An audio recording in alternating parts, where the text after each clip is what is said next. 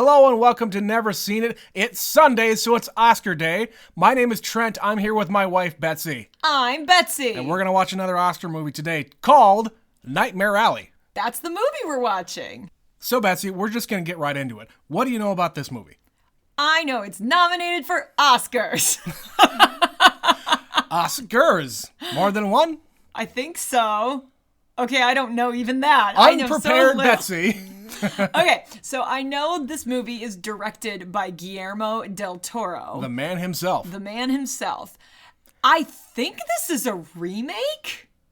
Okay. Some part of me feels like this is a remake, but I don't know if that's true or not. I think I heard that somewhere. Interesting. I know it's set in the 40s, maybe? The 40s, 50s, yeah. It's a period piece. Yeah. Because that's kind of where Guillermo del Toro lives most of the time. And when last we saw Guillermo del Toro, especially in Oscar season, it was with The Shape of Water. And he won. He won. He won a bunch. He won Best Picture, and he won Best Director. He did do that. Yeah. And that was like his big, like his culmination. The movie was good. I enjoyed it. It wasn't my favorite that year, but yeah, it was about a lady who wanted to fuck a fish man. Yeah, that's what happens. And she did. She does it. Spoilers. Many times. Spoilers. So yeah, this is going to be a little different. As far as I know, this is not a monster piece. The only bits I know about this movie are from what I've gleaned in the trailer. And Bradley Cooper is either a psychic or pretending to be a psychic. Right. I think it's more, does he actually have a gift, or is he just a con man? Yeah. And is everybody out to try to catch him? Right. And there's like a ton of people in this movie, I think. I know Cate Blanchett is in this. The second appearance of Cate Blanchett in one of these Oscar movies. Mm-hmm. Rooney Mara. Yeah. Rooney Mara's in this. If you don't know who Rooney Mara is, she was in the American adaptation The Girl with the Dragon Tattoo, which was great. It was a David Fincher movie. Yeah. Yeah, it's Fuck, just that movie's good. It's just part one, and that's all you're gonna get though. that's He's all never we gonna ever get. make it. It's all we ever get from that, and I'm very disappointed. Yeah. That was like a 3-hour movie that just felt like it was nothing. Because it's really good. Anyway, so that's Rooney Mara. She's been in a lot of other things as like someone's girlfriend. She hasn't really done much else. The Social Network. Yeah. She was in Carol. She was in Her. She was in Her? Yeah. She was the other girlfriend. I don't remember that. Yep. But I've also only watched that once. Yeah. So what do I know? Yeah, she's always like the girlfriend. Okay. Yeah, and off the top of my head, I don't remember who else is in this, but I seem to recall seeing a lot of faces I knew. Willem Dafoe, maybe? I think so. I think he's in this. shown up a lot.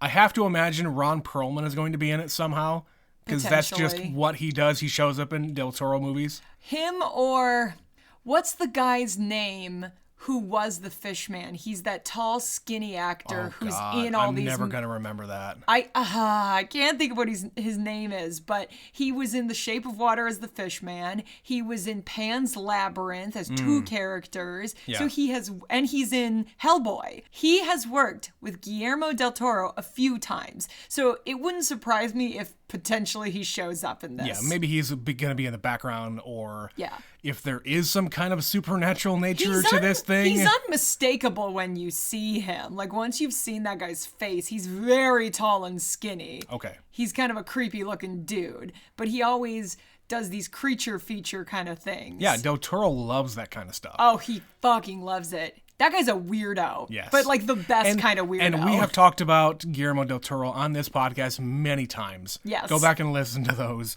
where we're just talking about his like kooky house with a bunch of like film props from old like scary movies and slasher movies and whatever else. He loves that shit. Yeah.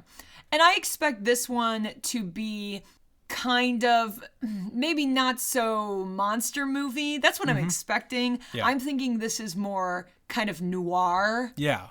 That's the vibe I get. I don't know why it's called Nightmare Alley. I don't know what exactly the plot is.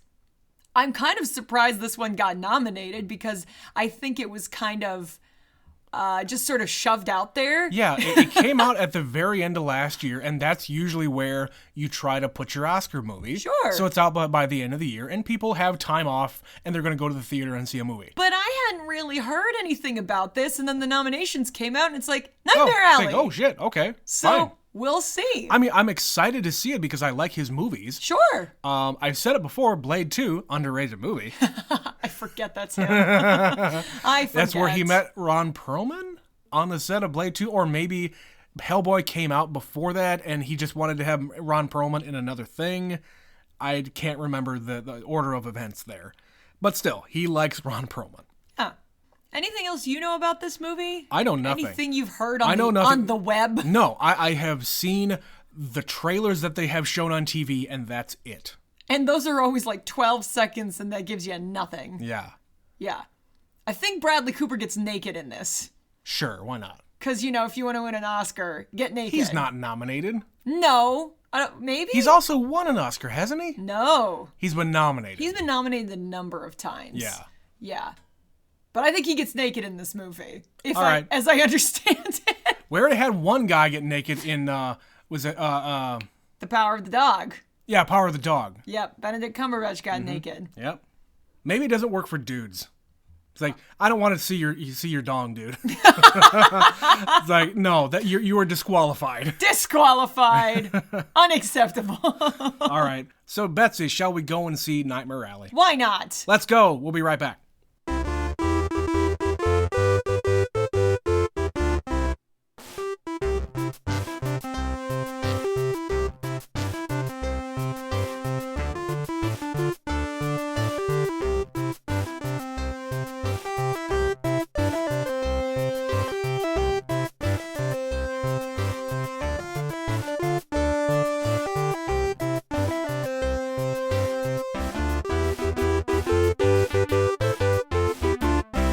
And we're back. So, Betsy, that wasn't quite as weird as what I kind of maybe figured it might be. Mm-hmm. But what did you think? This was by far the most crafted and well thought out of the movies we have watched to date. This movie is fucking amazing to look at. Uh-huh. The production design and the costumes and the set and the lighting, the fucking lighting in this Jesus movie, Christ. Trent. This movie looked incredible. Yeah. And you were all, oh, it's only in high def. Right. Lord only knows how good this would look in 4K. No shit, huh? With like the HDR stuff and having, oh my god. Yeah, and this might have to be one we buy. Oh yeah. This is, it's also really good. By the way, don't mistake us. The movie itself was incredible as well, but yes, the thing that just pops is the look of it. It's not just what's on screen, it's how it's shot, it is how everybody's lit, and the way like light is coming down onto whatever it is that he is wanting to show. This was meticulously crafted. Yes. And that is a Guillermo del Toro trope. God damn it.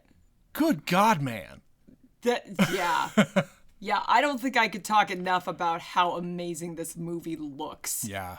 Like, it's a period piece. It starts in the 1930s, so Yep. we were a little too late. It's a little earlier than that. Yep. So it's the 1930s when a lot of people were having hard times, and it's a carnival. So you've got all of the 1930s carnies that you would expect to see represented here. Right. And it's the cars and the clothes and the set pieces. The set pieces more than anything else. Yeah. Like at the carnival, you got like the period appropriate like advertisements and like I don't even know how to describe it. Like the signage. The canvas signs. Yeah, the signage on everything isn't just this just fell out of his mind. Yeah. That's his whole movie. It just fell out of his mind. That's the thing about Guillermo del Toro is he has like visions. He is Yeah. he is a visionary. He like, is. If you could say anything about him. And he has this weird little mind where he just imagines shit up and somehow manages to conjure them up for other people to see as well. Betsy, before we move on about this movie, we should probably make a promise that we're going to watch Pan's Labyrinth. I've seen Pan's I Labyrinth. know you have. I don't know anything about it Then, other yeah. than the dude with the hand eyes. Okay, well, you're promising here and now. Trent's gonna watch Pan's Labyrinth. Eventually, with me. we're going to cover Pan's Labyrinth in There you some go. way. Because, man... Well, I'll trade you. I'll watch Hellboy with you because I All haven't right. seen Hellboy. I haven't seen Hellboy either. Oh, there we go. Yeah.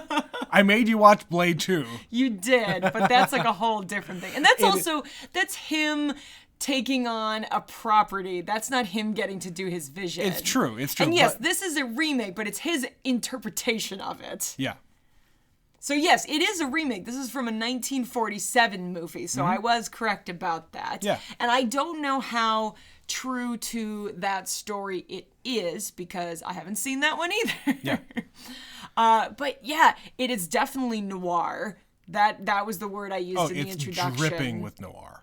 Well, and it's like very literal in some things. Like in noir, there's always a blonde and a brunette. Right. And we've covered this. the femme fatale. Yeah. This movie has a femme fatale. Yeah. And it's this movie is cool. I liked this. It's dark and it's kind of shocking at times, certainly unnerving. You kind of don't quite know what's gonna happen, and it goes to 11 very quickly. Yes. Everything is a build up. Yeah. Like, we start the movie with Bradley Cooper, like, dragging a body into a hole in a house and setting that body in the hole on fire, and the entire house goes up in flames. And from the get-go, this is just boom, in your face. This is some cool shit. Yeah, and then he's just shown walking away from this lone house on a hill in the middle of nowhere. With, like, the sunset happening, like, the landscape.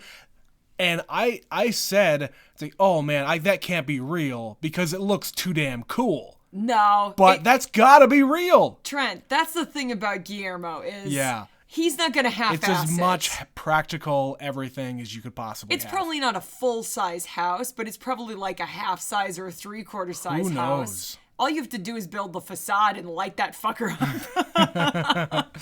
Because, yeah, it looked really cool. And it's just like, okay, so we have this mysterious man. And you pointed out, Bradley Cooper doesn't speak. Yeah. For the first, 10 minutes of this movie. Yep. He doesn't say a word. Yeah. He's just this quiet dude holding a bag and a radio. Mm-hmm. And he finds himself at a carnival. You don't know who the body is? It's clearly a body. Nope. You know it's a body. You don't know what house this is, where he's coming from. You don't know what happened. Nope. You don't know if he killed him, if he just died. Nothing. It gives you nothing. No. But he gets on a train and he goes wherever.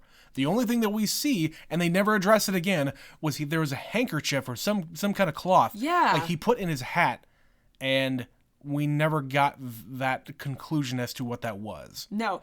If there's anything about this character is he's a mystery. You Yes. don't know his name is fucking Stan for 20 minutes. You're like, what's his Right. name? I don't think they've said his name. Yeah. His name is Stan. Yeah. But we don't find that out for quite some time into the movie. Mm-hmm. And yeah, he just sort of, he gets off the bus. I think he's on a bus, on a train. But he's at the end of the line. Yeah. And he sees a little person going to a carnival. Yep. And he follows him. And he just follows him. And he just wanders into a place where he's not supposed to be. And here we find Ron Perlman. Yep. Hanging out and saying... Well, before we got that, we got the Geek Show. So Right. he finds Willem Dafoe first. Yeah, right. And he gives his, carny speech about he is a man, he may be a beast, he may be a man, etc. And Willem Dafoe doing his best Carnival Barker Yes. impression. Which, by the way, I totally buy Willem Dafoe as a Carnival Barker. He's got that kind of face. I can see it. And there's a couple of moments here where he's just pulling that Defoe face, where it's like, oh my God, dude, do you understand how weird you look? Correct. Well, and then he's surrounded by like jars of creepy, like preserved animals and babies. Pickled, yeah. And he has a geek. And do you know about geeks? Were you familiar with that phrase? I am, yes. So yeah, I think traditionally they're a little broader. Like they still exist. You can still find these freak shows once in a while. They've cleaned them up because they've had to. They've had to, yes. They kind of eat anything. Like they'll eat garbage or they'll eat, metal, shit you're not supposed to eat. Anything for a buck. Anything for a buck. But this is the 1930s where it's like the real deal freak show. And this is like a crazed man who's been starved to death. Yeah. Ripping the head off a live Held chicken and prisoner. sucking its blood. Yeah, held prisoner. Uh-huh. Yeah, and that's the only sustenance they have. And that's how we set up the fucking movie is. Right. He sees this and then, he runs into Ron Perlman who's like... You're not supposed to be back here. He's the guy who, like the operations manager, if you will. He's setting. I love his official title. I don't know what else to call him. He's the foreman. He's the guy who sets up the tents for the carnival. Yeah. And then he just says, "Oh, I'll tell you what. You come and you do some work. There's a storm coming. Yeah. And I need There's help." a dollar in for it. There's a dollar here for you if you hang around. I didn't even say that. When he gets off the bus, he's like fucking. You can see lightning and thunder in the sky, and it's just ominous and like foreboding. The tracking shot of the camera as he follows him. Oh, the neon signs on the houses. Oh, Betsy. Every fucking detail. Every detail. This was a labor of love. Without a doubt. I can't even describe how well this looks without you just going and seeing it. I'm going to be so mad if this doesn't win for production design. Oh, yeah. Like, honest to God. And now, again, totally fair here. We haven't seen all the movies, but fuck. There's so much here, though. It's lush and layered and down to every fucking detail. Like there's a scene later in the movie where he's got a box of stuff that's supposed to be from like the early 1900s, and just they don't even like address what's in the box, but it all looks period appropriate. Right. Just like the thought that went into every detail. And everything looks appropriately dirty. Yes. Because this is a carnival in the middle of nowhere. In the Great Depression. During the Great Depression, yeah. Yes. Yeah. And it's nice how they actually kind of let you know what year it is just by what's going on in the background. Sure, so they have the radio on. They turn on the radio and somebody says something about Hitler invading Poland. Yeah. That's how you go 1939. Right. And when Willem Dafoe and Bradley Cooper are taking the geek to the halfway house or whatever you want to call it. The hospital, I guess. They say, oh, yeah, that Charlie Chaplin-looking motherfucker. I guess he invaded Poland. Yeah. And right there, he's saying exactly what's happening. There are, like, news reports of FDR on the radio addressing the nation. Yeah. And they finally come out and say it when he's doing his polygraph test. He said, what year is it? 1941. Because it's 2 years after when that happened. So, we know exactly when this is happening. Yeah. We don't know where. No, they in the latter part of the movie they're in Buffalo. Like there's a lot of stuff that says Buffalo, New York, Buffalo. I didn't notice that. No. Oh yeah, like when Molly tries to leave, he goes to chase her down to the bus station. There's this giant neon sign that says like Buffalo. Okay. That's what I thought it was anyway. But then there was a bus that said like Ohio town, Cincinnati, Cleveland. So I don't know. I think it's Buffalo though. Okay, fine. But yeah, so Bradley Cooper finds himself at a carnival and he basically is offered a job and it's like you can have a mattress and you can do whatever work is around. Yep. And he pretty quickly finds his way in with Toni Collette, who is like the resident psychic, quote unquote. Xena. And I assume it's her husband, or at least her longtime love. Yeah. I don't really know what their relationship is there. They were a little unclear. Yeah. But it's David Strathern, who I had no idea was in this movie. Which we last saw him in Nomadland. Yep. Yes, we did. Yeah. And he is part of the act, and he's kind of an old drunk. Yeah, he's an old performer. He used to do this act with, I guess, other people. He was very, very good at it. Well, but the two of them. Right. Yeah. And they fell on hard times. Yeah. Or he fell on hard times. And he doesn't really do much anymore. He's kind of the support for her now. Mm-hmm. But yeah, he's an old drunk. Yeah, he's an old drunk.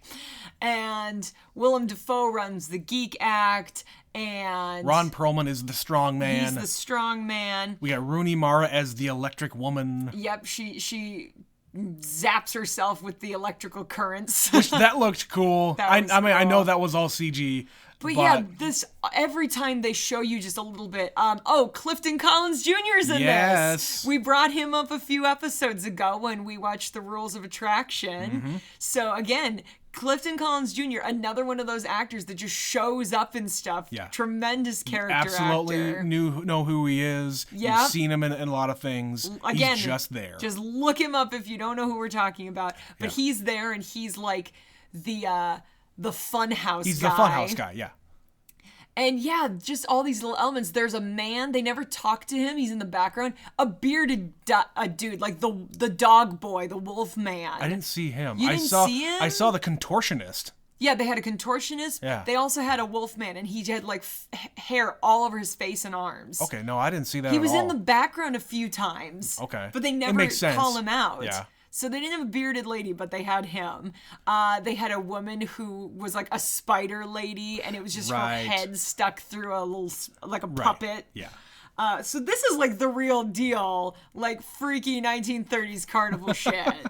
Which, again, this whole thing just fits Guillermo del Toro so much. Like, I totally buy that he loves this old shit. Absolutely. I want to know to what degree... Like, how many times has he seen the original movie? Sure. Because I bet it's a lot. I bet it's a lot of times that he's watched that. Yeah. But yeah, so Bradley Cooper kind of falls in with these people, and he's learning. He's just kind of doing odd jobs. But this is the thing. He's asking questions, and he's very observant. Like, he asks Willem Dafoe, how does your act work? Yeah. He asks Pete and Xena, how does your act work? Mm-hmm. He designs a new, better act for Molly. Yeah. But he is very attentive. This guy wants to know. And I was trying to figure this out. He rehearses a lot. Do you notice this? He's like talking to himself. Yes. But what he's saying is stuff that he either just heard or he's about to say to somebody else. Yes. So part of me was like, does this guy have like a photographic memory? Because they show him listening to Pete, and Pete is like, you put your hand to your forehead and you do this with your hand, and you this have your fingers parallel to each other, and right, and he recites it back later, like verbatim. Yeah. And I think another thing that Pete said was, oh yeah, the people who are the best at reading people did so at a very young age, and they had a bad childhood. Yeah. And that's exactly what happened with Stan. Yeah, and they give you just enough to confirm that, but not so much that you actually know who this guy is. Right. He is a mystery pretty much the whole movie, even when you get details. Yeah, and when Pete does the act on Stan, he's very freaked out because he even asks, how did you know that about my dad? Yeah. And he goes through it all. It's like, well, you seem like this and blah, blah, blah. I read you this way. And he's doing what's called a cold reading. He doesn't really know anything about all this shit is real, by the way. Oh, yeah. The way people read other people, it is a very, very long grift. I guess it's been around forever. Oh, yeah. Decades and decades. And some people don't even do it as a grift. They just are really good at it and love to fuck with people. Sure. And in this movie, they're saying, yeah, I'm getting this information from you. I'm getting this information from you. And sometimes you're just volunteering it. I don't even have to get it from you through my readings. Yeah. You just kind of feed them a line and then pause, and they'll be like, wait, do you mean? Right. Yeah. Yeah.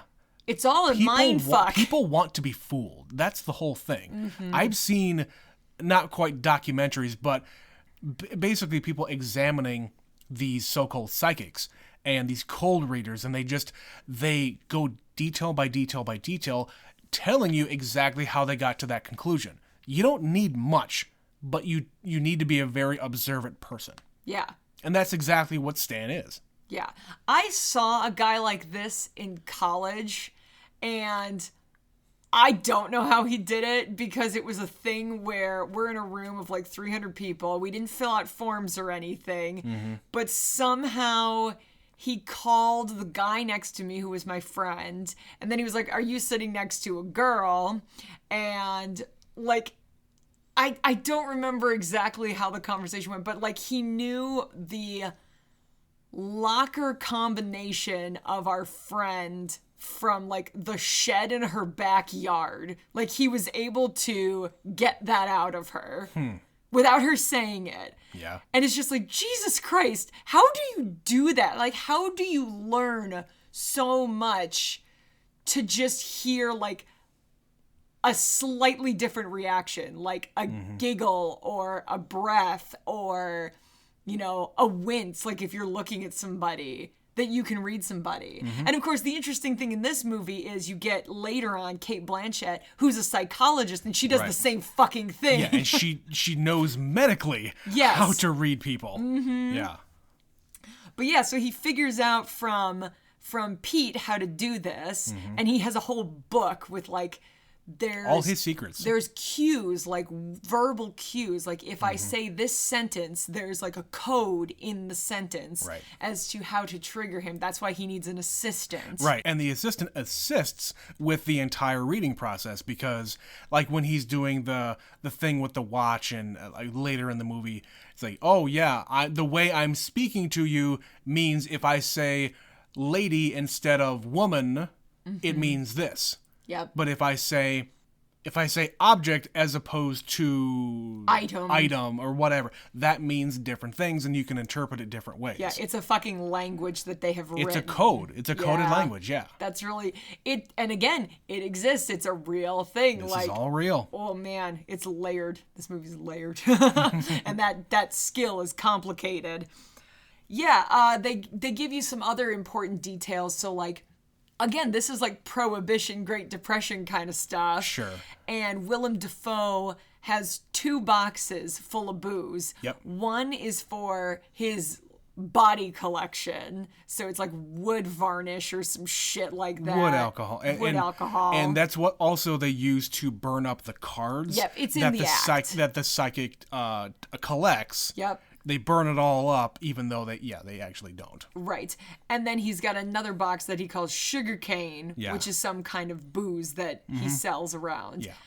And Stan is sent by Pete to go get him a bottle of this. And we don't actually see what happens. No. But the next morning, Pete is dead. Yeah. And the assumption is, and the implication is, that he gave him the wrong bottle. Right. Because Willem Dafoe says, oh, don't drink that. It's poison. It'll kill you dead. And we don't see it happen. No. But he's also, when he brings in the bottle, looting around in his pocket reading his book, and he tries to take it, and Pete like threatens him, like, no, don't go down this path, because if you start doing this, soon you're gonna start believing it. So that's basically what Pete says, is he kind of bought into his own act, and he started to believe that he actually was psychic and could like see into people's souls. And there was no end to it. And it just kind of fucked him up and sent him down this path, which is why I think he's an old drunk now, because he's just like recovering from that whole experience. Sure. That was how I interpreted that anyway. Yeah, I get that. But yeah, after Pete dies, he basically takes the book and leaves the carnival and goes on the road. He learns from it for a while because he's trying to impress Molly. Yeah. He wants to leave with Molly, and Molly wants to get out of there too. To a point. But Molly seems like she's kind of come up in it because her father was also a carny. Yep. Yeah, and Ron Perlman's character is there to protect her. But they have their little moment on the carousel, which, I don't know, that was kind of cute, but their whole romance seemed kind of forced into the movie because he needs that helper. He needs the assistant.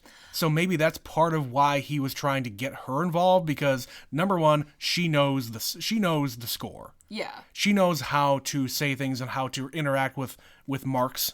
Right. And get what she wants out of them. Well, and he's doing it to her, basically. If your interpretation is that he doesn't actually love her, which I think is probably valid because he kind of fucks around a lot, he just is doing and saying what he has to get her to come with. Sure. Because she is a young, pretty girl, and she'll do the act. Mm-hmm. He knows she'll do the act. And but she would he be has good to at it. convince her, yeah. Yeah. And it's not until the cops come knocking on the door one day and saying, "Oh, this entire thing is a racket, and everyone's indecent. We're going to shut you down. We're going to shut it down." And he reads the sheriff or the cop or whoever it is, and he makes a lot of calls like he's got club foot or something. He's a natural. Yep. And he does it with great ease. Yeah. And he takes a shot in the dark and just completely hooks him. Right. And at the very end of that whole scene, they're all gathering about, and he's like telling his tale. Celebrating. It's like, yeah, this is how I got him. Yep. And of course, they're all gonna love him because they didn't get shut down. Right. The gravy train is still going. Yeah. He suckered this guy into Yeah. letting him off the hook because he got a message from his dear departed mother. Right. Or something like that. And yeah, so finally Molly says, "Oh yeah, I'm ready now. Let's go. Let's do it." Mm-hmm. And so they leave together, and then we jump 2 years into the future. Yeah. So now, World War II, we have finally entered, America is entering World War II. Like Yeah. they literally are, it's happening right now. Right. They have a show at the Copacabana. Did you notice that? I did. The sign. So they're the floor show. Yeah. And they're in there impressing people with their magic tricks, so to Yeah, speak. they're doing these, like, not quite private shows, but very upscale. Yes. Yeah. Very. They're making tuxedos and gowns. Yeah, these are all the people who don't have to worry themselves with war. No. Yeah. No, they don't. And then one night, Cate Blanchett shows up and basically calls him out. Well, she sits through the first show. Yep. And then she stays for the second show just to observe him. Yep. And she gets up there and calls him out. Yeah. Saying, "I think you guys have a secret language. And I'm not going to show you what I'm going to try to get you to get." Don't touch it. Right. Don't touch my bag. Uh-huh. So she challenges him, and he gets it all right. Yeah. What's in the bag? Mm-hmm. And he says, "It's this, and it's a gun. Yeah. You have a small gun, and this is what I know about you." Yep. And then he keeps pressing her. Yeah. So this was one little touch that I fucking loved. When she reveals what's in the bag, she's holding the bag out with her left hand at this little sparkly clutch. Just the move of snapping Yep. it and popping it open. Yes. It's this little move she does, and it's just, It's mwah, so fucking mwah. cool. It was such a nice touch. Yeah. Just the little flick of the wrist, and yeah, it's a little moment, but it made me so happy. That's like some old Hollywood shit right there. Oh, this is very old Hollywood. Yeah. Absolutely. The way everybody's like lit and smoking and just lipstick and handbags, and my God. Every detail. Yeah. But yeah, so he meets this woman, and then there's a man with her, and he basically... We had seen this earlier in the movie. Toni Collette was trying to do her act, and Pete was drunk and passed out, and nobody else could do the act, so she kind of had to get the audience on her side, and she started calling out a spirit from the great beyond. Yeah. But she, after the show, like, apologized to the woman and said, "I can't really speak to the dead. I just was trying to please the crowd." Right. He does the same thing. Sure. So he sees a man and says, "Oh, there's a spirit, and it's your son, and his hand is on your shoulder. Can you feel it?" Right, and they call all this stuff a spook show. Yeah. Because it's a ghost. It's a ghost. Yeah, you're getting a visit from a ghost. But in reality, it's just kind of a cheap ploy. Yeah. There's no way to really... It takes a very gullible person to take that in and you're and believe taking it. advantage, not even a gullible person. That too. You are taking advantage of somebody who's grieving. Yes. And that is fucked up. That's fucked up. There is a fucking show... I can't remember the name of the show, but it was with that fucking guy, John Edward. That he got super duper famous and had his own show on like the E Network or one of those cable channels. This is his shtick. That's his whole thing. Yeah. And in order for you to be on the show, you had to sign an ironclad NDA where you will not reveal anything that happens. If he fucks up, you can't say anything. If like he just has to ask 50 questions to get something right, and he doesn't get anything right, and they edit everything out. It is just a fucking scam. Yeah, it's like, I'm getting a letter. Is it A? No. Is it B? No. Yeah. C, D, E, F, G, H, I, J, K, L, M. It's N. That's it. I knew it was an N. It came to me in a vision. Fuck you. Thank you for your dramatic reinterpretation. That's what it is, though. It totally is. You get all of the A through M edited out. Right. And he got it immediately. And you get a bunch of fucking rubes to show up for this thing. Grieving and upset. Yeah. Like, it's not cool. It is disgusting. It's disgusting. And in this movie, Rooney Mara basically is like, what the fuck was that? Yeah. You need to go and talk to that guy. And he, of course, has requested a private audience with him after the show to meet him. Yeah, he's a judge with a lot of money. Yeah, and so she says, you have to tell him. Because this is his dead son they're talking about. Yeah, you can't do that. You gotta come clean with him. And instead the guy says, I want a private audience, 4:30, come to my house. I'll pay you double what you're doing here. Right. And all he hears is money. Yeah. And he goes, I'll be there, absolutely. Yeah. And so instead of doing the right thing and coming clean, he goes to the psychologist because she knows all the deets. So he basically partners up with her to get all the details that he needs to have in order to do this reading. Yeah. And the reason why she knows all this information is because his wife was a patient. Yep. Yeah. But that scene when he goes to her office. Oh my God. Gorgeous. Gold.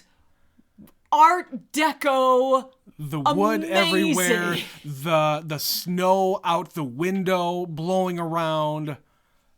Incredible. And yeah, it's just so cool. And then she like reveals that she's got this old timey like recording set Press device. a button and the thing comes out automatically. She records all her sessions with her patients. Man.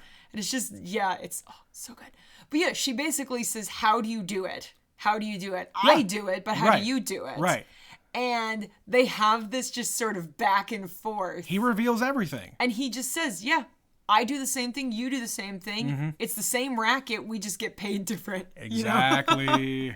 Different clientele, same result. Yeah. And they have this back and forth, and she just says, okay, I'll go along with it, but I want to pick your brain, basically. Sure. She wants to analyze him. And she does it, and we keep hearing, more things about him. But again, like I said, he's still kind of a mystery. Like, she has to really press him to open up a little bit. Yeah. But she does that thing where he, offers him a drink, and he says, I never drink. And she says, that's the word again. You keep saying that word, never. You keep saying never.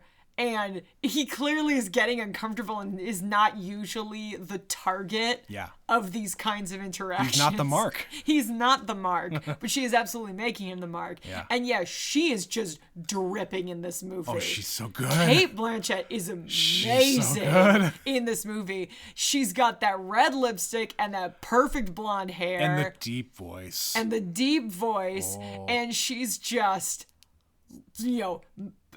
oiling around, like just everything slinking and oh my God.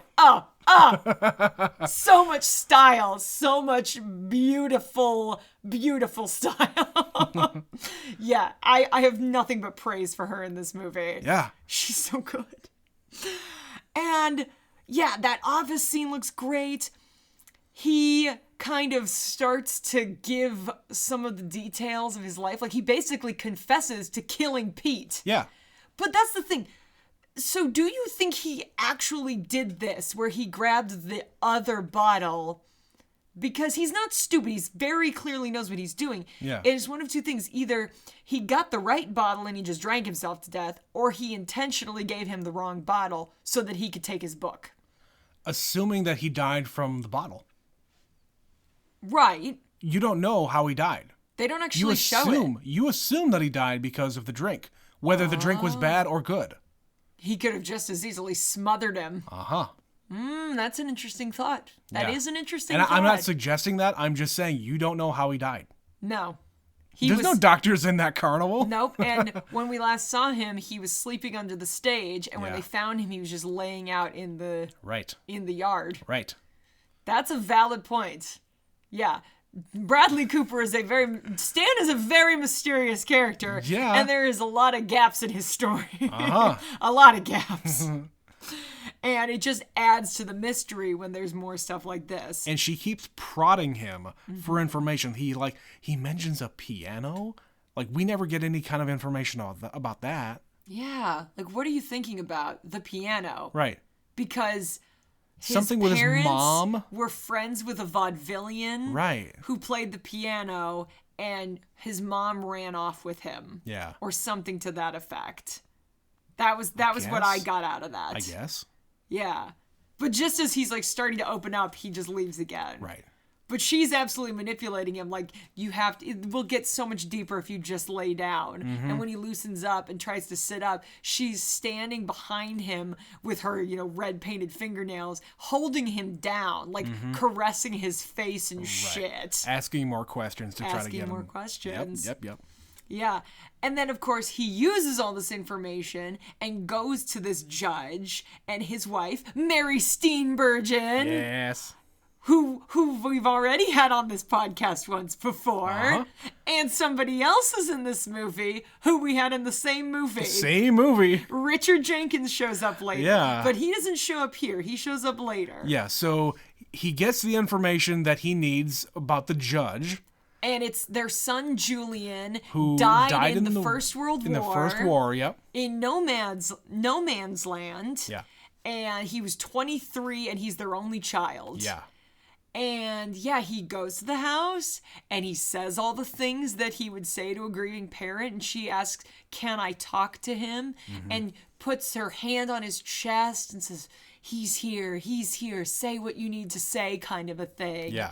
Which is so wrong on so many levels. And he says, oh, I can't wait for you to be with me again. And it's going to happen. He assures you will all be together again. Right. In the future. She reveals some information about, I didn't want him to enlist, but my husband did. And that's going a lot farther than what I thought they were going to go. That's some fucked up shit.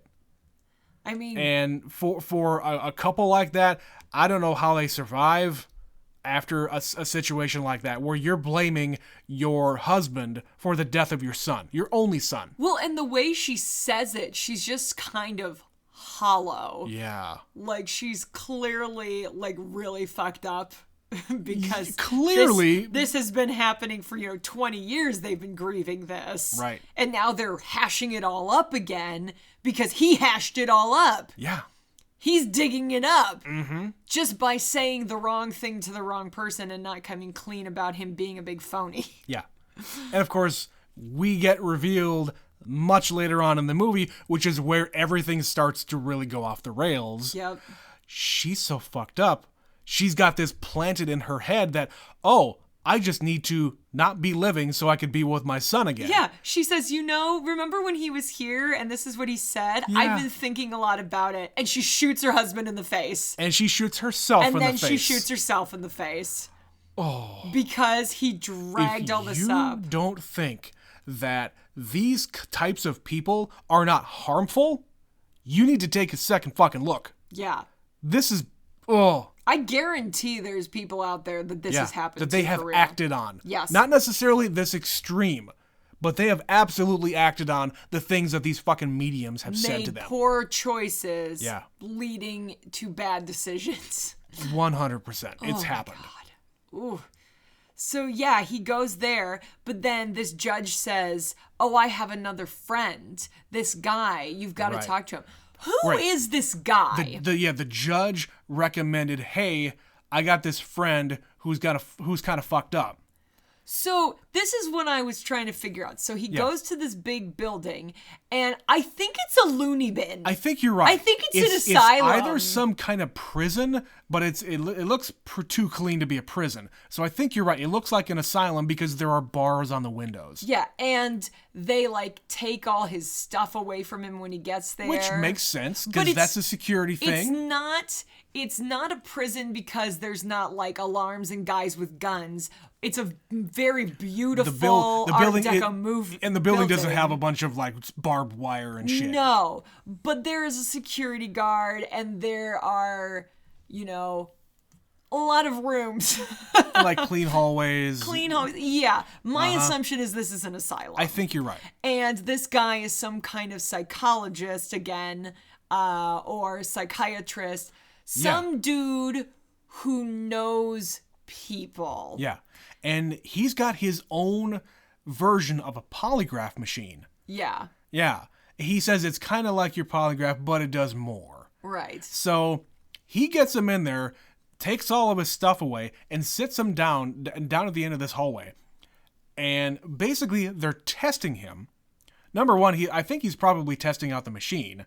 And number two, he's testing whether or not he can get some information out of him that all of the other mediums that they've brought in haven't been able to do. Right. Because we had a scene before this where Cate Blanchett basically says, this is who he wants you to talk to, and this is a guy not to be fucked with. Yeah. This dude is the real deal. He is gonna ruin your life if you make the wrong move. And she feeds him some details because he was a patient of hers. Yes. He goes in and basically says, hey. After he starts fucking up. Oh, wait, I'm getting a vision. Right, after he starts fucking up the lie detector test, like he's saying all these things, and then the little meter keeps going up and down, asking the questions, are you really a medium? Goes nuts. Are you a true medium? Can you speak with the dead? And blah, blah, blah. And he gets to the point where he's about to be totally fucked here. And he says, oh, wait. I have something here. You want to talk through me? You want to talk through that person over there? Yep. And I'm having a vision sort of thing. Now, you're going to have to help me out with this. Because I don't understand what his deal was. The only thing I really got from him is that he harmed women. Young women. Okay, so in this scene... In that scene. When he's having the polygraph test... Yes. He says, there's a woman and you forced her to have a miscarriage. I got that. So, basically, he was in love with this woman and they were having a baby. So she got pregnant. Yep. And my assumption is, because again, they're kind of vague on the details. They have like a picture of a woman lying on the floor that he cut from a newspaper. Sure. So I think it might be that he beat her and it caused her to miscarry. Right. But then there was something else about a pauper's grave, and like it was kind of happening quickly, so I also wasn't really sure. Right. So I think what we are supposed to understand here is this man is really bad. He's very bad. Right. And he harms women, and it is it's a compulsion for him. Right. They don't say what he does, but I have a feeling that he has raped and murdered potentially a lot of women. In the very least, he has beaten a lot of women. Yeah. Because he has this big confession scene where he is unburdening himself to Stan. And he says, I don't know why I do it. I don't know why, but I hurt women. I hurt them. I hurt a lot of them. I hurt a lot of women. Mm-hmm. There's like a newspaper clipping of a woman lying and covered in blood. And it's just like, it's a little hard to piece together, but my assumption is he went too far and he killed this woman. Yeah. That's kind of my interpretation. Right. And he's like, he built this mausoleum and this huge garden as a tribute to them. Yeah. And like he actually loved her, but he's nuts. Right. And he killed her. Right. And he's living with that his whole life. And man, I interpreted that as, especially like there was a picture of the woman with like blood on her stomach, was it? Yeah, that's what I was trying to figure out. Did he like try to cut out the baby? Maybe? I honestly do not know. But there's some fucked up shit happening here. Yeah. This is kind of the point of the movie where it gets real dark real fast. Oh, yeah. And he basically buys into the act, and he says, I will pay you $10,000 a session for you to commune with this woman. Right.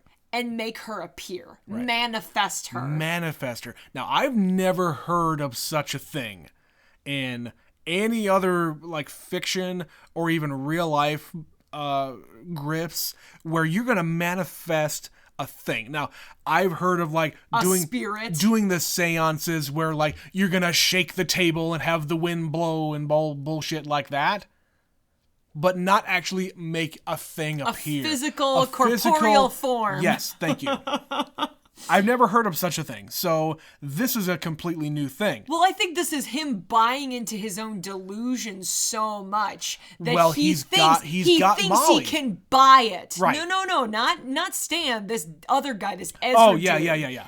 He has so much money, and he has gotten away with such bullshit his entire life. Yeah. And he is a successful, dangerous human being that he thinks he can literally buy his own forgiveness and buy the spirit of this woman to come back in physical form. Right. Because he also believes Stan. Right. Because he believes in him so completely because he's blinded by his own guilt. Right. And this is where we reintroduce Cate Blanchett's character in that after he goes back after the first session where he got him on the hook and he needs more information. Yeah. So that he can continue it on and keep going back and going back and going back and getting 10 grand a pop every single time. But which, by the way, in 1941 is a fuckload of money. Yeah. That's a fuckload of money. Oh my God. That's like several salaries. Yeah. So each time he goes. And she says, no, I got no more information from you because the only person that he has told this information to is me. And it will come back to me. Yeah. So what does he do? He decides, okay, you record all your sessions with all your patients. I'm just going to... Did you see what he was doing? Yeah. He made an impression of the key. Oh, yeah, that's an old trick. Oh, yeah. He made an impression of the key to go back in there later to break in and steal the tape. He listens to the tape. Yeah. Yep. So he finds out exactly what he said in his own words. Yep. He looks up like the hospital records, the library records. Yeah. And then he does his homework. He bribes a bank teller. I think he's getting like a safety deposit box. I think you're right. Because he hands him a 20 and he has stuff. Yeah. And so I think that's a safety deposit box. I think you're right. Yeah. And he just keeps feeding into this insanity. And it's like, this is not gonna end well, sir. And like the Carneys are in town for his old friends. They come through for... Molly has kept in touch. Yep. And basically invited Ron Perlman and Toni Collette and a couple others. I can't remember who. Yep. They brought a few of them to their little apartment. Right. And they're just having a good time. And she just looks at him and says, Xena says, don't do it. Don't do the spook show. Don't do the spook show. But he fucking does it anyway. It's just like, oh, it all just goes downhill so badly. And she like draws tarot cards and says, you pick the cards. I'll tell you, bad, bad, bad. Right. They're all bad. Right. What the fuck are you doing? If you choose to do this, it's going to be bad. But he does it anyway. And yeah, it gets to the point where this crazy man says, you will make her appear. I am paying you a fortune to make her show up. So he decides he's going to make Molly go to his house in a dress, in a wig, covered in blood. Yeah. And will appear in the snow in this garden. Right. Like he just picks a lock on the back gate. And she's not going to do it. Like she's going to fuck right off. And she did. She did. She left him. She left him a note saying, I cannot do this anymore. No, what you're doing is messed up. Yeah. And good for her. She also found the drawing of Cate Blanchett in his book. And she knows, obviously he is infatuated with somebody else. So she leaves. He tracks her down at the train station, convinces her to come back. By the way, through a men's bathroom stall. Yep. Did you notice that? She just wants to get away from him, and it's the Yeah. first door she can see, and Sure. just he won't leave her alone, so she locks herself in the bathroom.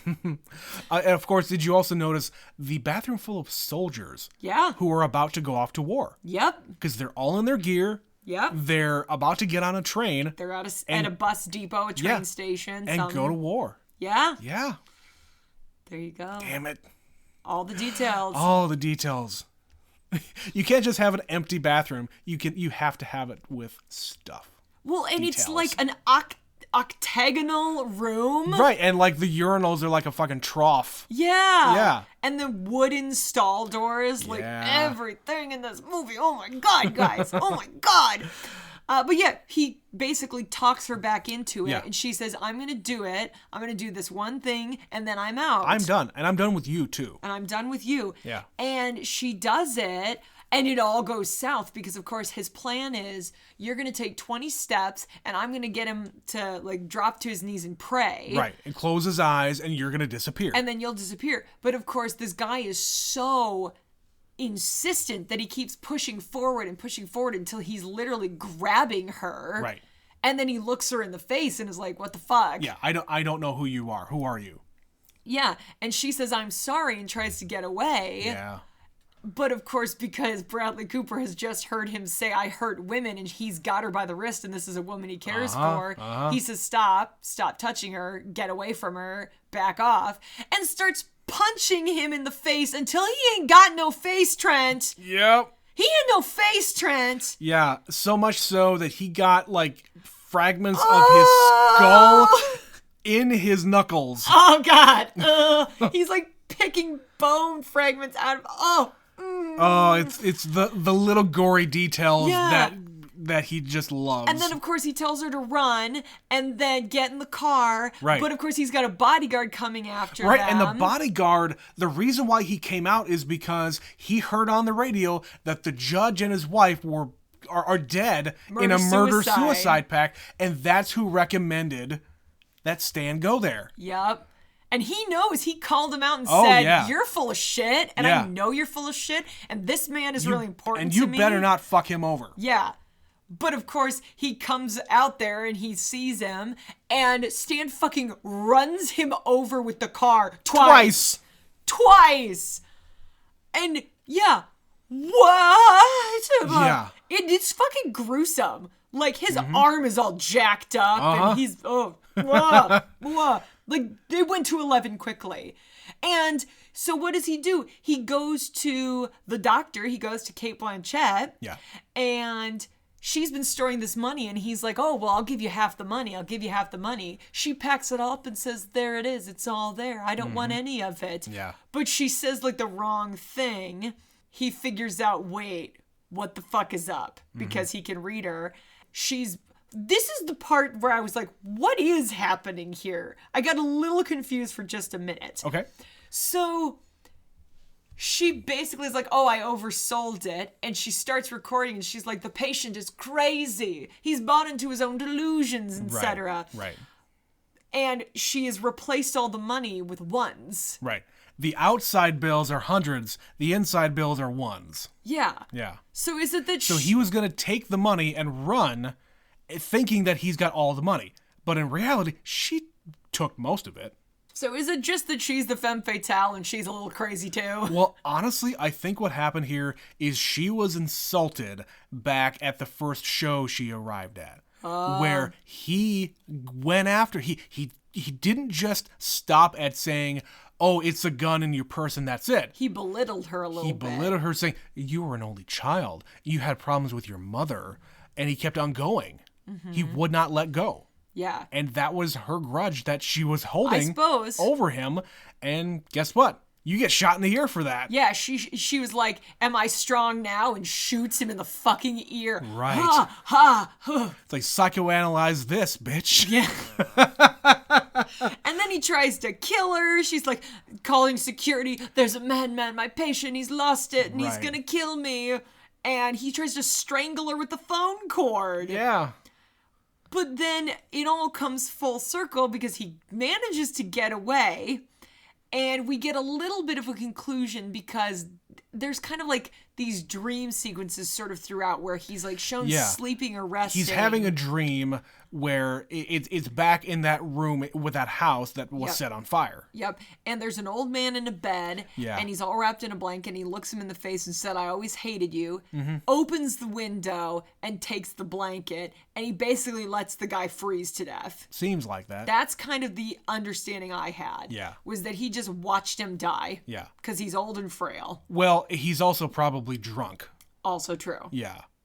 Probably also true. Yeah. So we kind of get that conclusion. And yeah, he gets away. He straight up murdered 2 people. He was directly the result of his choices ended in a murder-suicide. So 4 people are dead because of him. Well, plus his father. But that's unrelated. Yeah. And he escapes. And he's on a train. And he just disappears. And the next time we see him, he's got a long beard and long hair. So he's been on the run for a while. He's basically a hobo. He's a hobo. Yeah. And he ends up at a carnival. And it's run by Tim Blake Nelson, who you and I both know. Oh, yeah. From Oh Brother, Where Art Thou? Yeah. He's in many, many other things. Again, another great character actor. He is a favorite of the Coen brothers. Absolutely. Yeah. He's in the Ballad of Buster Scruggs. He's the star. He's the star. Yeah. So you've, again, seen this man in something. He's one of those actors that just shows up places. And earlier in the movie, I kind of alluded to it a little bit ago, when we're in the carnival, they drop the geek off at the hospital because he's got an infection and they're not going to use him anymore.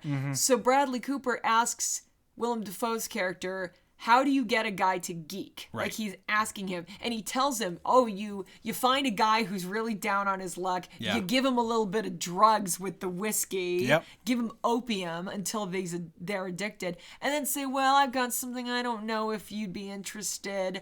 It's only temporary. Right. But, if you want it, Yep. until they're hooked, and then you just get them to do it against their will. Well, at the end of the movie, he goes to this carnival and says, I have this act, and I think I've been down on my luck, but I think you're really going to like it. And he says he's a mentalist. Yep.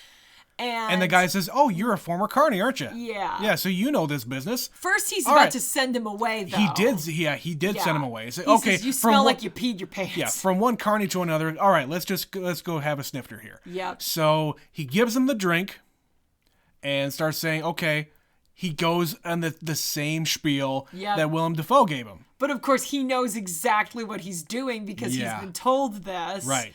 And he just says, do you know what a geek is? Sir, I was born to geek. Yep. And starts laughing maniacally. And that's the end of the fucking movie. And hey, you said it yourself. Do you think that he gave him the opium thing? Yes, Maybe I do. That's why he was just going nuts there. Well, I think it's twofold because he has 2 drinks. He has the first drink before he says anything. And then he already explains like what he's trying to do to him. Yeah. And he just goes and has the second drink and he's like, I was born for this. Like, he knows exactly what is happening in this situation. Yep. And he goes for it anyway because he's that fucked up and desperate. Yeah. And it is like, this is one of those things where there's so many things in this movie that they show you and explain to you and demonstrate to you, and everything comes full circle. Almost everything gets paid off, yeah. Yeah, there's a payoff for nearly every item that you are told. Every detail, every piece of information comes back around. And yeah, I really liked this one. I think I'm going to have to sit with it for a while to see how I feel about it later, because there's a few questions I have. I'm a little confused about a couple of things, but the overall, I was very into. I'm right there with you. I would say so far this is my favorite one. I don't know if I'm prepared to make that statement, but it's certainly one of my favorites. It's up there. It's up there. Of course, we've got 3 more left to go, but I'll say this. Betsy and I always take a lot of notes when we watch movies, especially Oscar movies, because we want to be detailed here and not just sit there and enjoy the movie. We want to have some things to talk about. Or if we feel very strongly that I have to talk about this specific thing, it's very important. Like the fucking handbag thing. I would never remember that. Yeah. I just need to make sure I say it. I can always tell when I really was engrossed in a movie and I was just in it when I took notes, but this entire hour plus that we've been doing this, I haven't looked at them once. Yeah. It's all up here. It's burned into your brain. Yeah. You can see it. Pretty as a picture. And this movie was pretty. Yeah. It's so thoroughly well done. So well done. So now, having seen it, I understand why we're nominating this for Best Picture. Yeah, absolutely. It's very different from anything else we've watched so far. Yeah. It is absolutely its own thing. Which, again, we watched Shape of Water back when it was new, and that was a weird one, but I appreciated how beautiful it was and the message that he wanted to have come across. Well, that was his own interpretation of a fairy tale. It was totally a fairy tale. Yes. This one is his own interpretation of noir and a remake. It is interesting that we have 2 movies that are remakes this year. I guess West Side Story is the other one. Yeah. So we haven't watched that. I also have never seen the original West Side Story. I don't think I have anyway.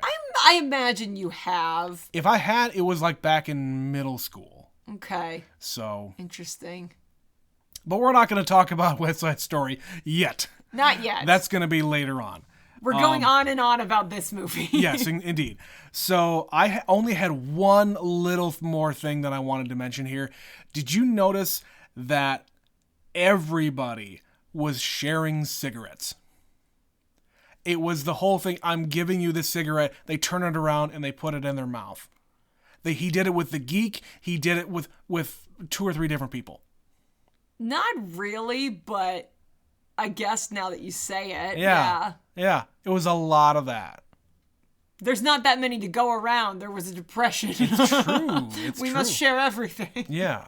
It's also just a very intimate thing. We talked about this in The Power of the Dog. There's a sequence where they're sharing cigarettes. Yeah. It's a very intimate act. It is. Because you have to put it in your own... It's a trust thing. Yes, you're putting it in your own mouth, and then it's going into somebody else's mouth. Whether you are handing it to them to make sure it's handed properly so you don't get burned, whether you're putting it on their mouth yourself. Yeah, it's a very intimate act. Yeah, the only other thought I had, the thing I wrote down, did you notice all the mirrors? Yes. There were a lot of shots where you would be behind somebody, and then across from them there'd be a mirror, or there was a mirror next to another mirror, and you were getting like multiple angles of the same shot. Or the same person. Like in the dressing room, Rooney Mara was in her like makeup mirror, and then you also had like a bigger mirror above her, and she was in both shots. And there was another one at the beginning, too, when he gets to the carnival and he goes and meets Xena. Right. And he's taking a bath, where I said he was naked. He was very naked. And there's a shot where she's talking and you can see his reflection in a little mirror. Right. So I would have to do further analysis about how many times that happens, but they were cool shots. It was a few. I don't know if there was any metaphor to be had there. I don't know. Any symbolism. It just looked cool. So I wanted to make sure to bring it up. Yes. Thank you for that. So now let's talk Oscars, Trent. Yeah. So this movie is nominated for 4. So it's nominated for Best Picture. Yep. For Best Achievement in Production Design, Costume Design, and Cinematography. Ooh. Production design and cinematography. Ooh, that might be a lock. I gotta look at the other cinematography nominees because we've seen some really fine looking movies. Well, Belfast wasn't nominated, so I have a new favorite. Fair enough. Yeah, we'll have to take a look at the other nominees after this. Yeah. Because I think it surely has a chance. It might be at least in the top 2 for cinematography, but I have to compare to see if there's something that I think could oust it. Now, production design, like Belfast didn't really have much there. I don't know if that got nominated or not for we're not production talking about design. Belfast. But for this one. I will fight people. They made a whole goddamn carnival. They had the wood planks for walking on when it's muddy out. Yep. They had all the signage. They had the entire, like, the inside of the goddamn funhouse is all real. Yeah. And that's the shit that Guillermo del Toro loves the most. Yeah. Like these fucking devil faces and shit. He doesn't half-ass that crap. Oh, no. We're doing it. We're doing it for real. Yep. We're doing it big. And goddamn it, I will fight. I will rage if this doesn't win production design. That's all I have to say about that. That is all I have to say about that. All right, so we got Best Picture, Production Design, Cinematography, and what was the other one? Costumes. I like the costumes. I'm okay with it. It would look good because, again, it's a period piece. Yeah. It's very appropriate for what it was. And there wasn't a lot of, like, very unique stuff, but that's the thing. That's the thing. If it fit and you didn't notice it, then it's probably because they were really good. Yes. When they're like ostentatious and stand out, sometimes it's way too distracting. Yeah. But you need just enough to stand out. So like when you first see Cate Blanchett and she's like in a fucking ray of light into this gorgeous gown. If she's wearing the wrong dress, you're never gonna notice her the same way. Yeah. But she stands out because she's wearing the right costume. Yeah. Then you did your job properly. So yeah, I would say it complements the movie. that it is probably up there. It certainly is deserving of the nomination. I agree. So, all right, that was a lot. Yeah. And I hope you guys at home followed that, because that was all kind of stream of consciousness, because we literally just watched the movie and we're sitting down here to react to it. We just recited the entire thing. That's a long movie. That's 2.5 hours of all content. There's not a lull in that entire movie. I also didn't feel like there was anything that needed to go away. Yeah. Like, usually you watch a 2.5 hour movie and sometimes there's like big chunks where it's like, what the fuck was that? Why is that in there? Yeah, they didn't dwell on anything too long. The only thing that I would say maybe didn't need to be there was the Carney friends showing up to their apartment. No, didn't need to be there. I don't know, because it again establishes that Molly is still in that world, like she wants to be back there, and it's to give you the sense of impending doom. Well, that too. There's a lot of ominous shit coming your way, right? And someone needs to remind you of it. And again, that's just me nitpicking. Yeah. Like I do not think that anything needed to be cut. No, it didn't feel 2.5 hours. Nope. I was engaged the entire time. We've watched some movies before that it's like, oh my God, like just be over. Hour and a half movies sometimes are long because there's just nothing that happens. Yep. Here, there's a lot that happens. Yes. And there's a lot to look at. Mm-hmm. Man. A feast for the eyes, Trent. A feast for the eyes. Man. All right, we got to stop talking about this one because otherwise we're going to go all night. So let's read an email from Stephanie about Power the Dog. Yeah. So again, we're not going to try to spoil things here because these are very important for you to go and listen to yourself. Please. And watch these movies. Watch these movies. But I'm going to try to not say some of the spoilery things that Stephanie's putting in here. So, Power the Dog. So, this one was real slow, but it definitely held my attention. The whole last half of the movie, I was like, are Benedict Cumberbatch and the kid are they gonna bang, or they're gonna kill each other, or what? We have no idea what's going on. She says, I do agree that what happens in the movie, what our theory was happened. So she's agreeing with us. So we're editing the email content so we're not spoiling anything for the movie. Yeah. So she agreed with, I think, my assessment of where we thought the kid was going with it. So after that, she says, Rose does mention that George has to go to town for a week at a time here and there, which explains his absence. So I was saying, like, oh yeah, George, he just kind of disappears. Why is he not here around at all? Yeah, he just kind of disappears for like 10, 15, 20 minutes of the movie, and he's just not there to witness everything happening at the farm. Mm-hmm. Or at the ranch. She mentions the music is so unnerving and it is perfect. 100%. Like the music just it emphasized all of the crazy things that were happening in that movie, and it went along with the characters. Like I mentioned, the Kirsten Dunst, when she was going crazy, it fit. Yeah. Made you feel uneasy. Yeah. Benedict Cumberbatch, Kirsten Dunst, and Cody Smith-McPhee deserve those nominations for sure. Jesse Plemons was good, but his character just wasn't as developed. I agree with that. I was surprised when Jesse Plemons got it. Yeah, absolutely. Now, I'm not saying he's undeserving, but I was surprised just based on what we saw. Yeah. Yeah. Performances have been nominated and won for less. 100%. She says, overall, I liked it, but I'm not sure it will win Best Picture. You guys are awesome. Thank you. From Superfan Stephanie. Thank you, Stephanie. Thank you, Stephanie. And again, we're not trying to not talk about the movie here. We talked about everything in the movie in that podcast. But in case you haven't gotten around to watching that one yet. Hey, that's on Netflix. Go and watch it. It's good. We enjoyed it. Yes. Spoilers for that episode. We enjoyed movies that are nominated for Best Picture. How dare we? It's true. Not all of them, though. Not all of them. Fact. Or maybe not. I don't know. No spoilers. All right. If you want to email us about any of these Oscar movies we're watching, email us at neverseenitpod@gmail.com. You can follow us on Twitter, neverseenit_pod. If you want to support the show and all of our shenanigans, throw us a buck by clicking the link in the podcast description. If you don't want to throw us any bucks, no big deal. Go ahead and share this podcast, these episodes, with your friends on all your socials, and we will love you forever for it. And like it and whatever. Like and subscribe and rate us 5 stars on the iTunes Music Store, whatever the fuck they call it.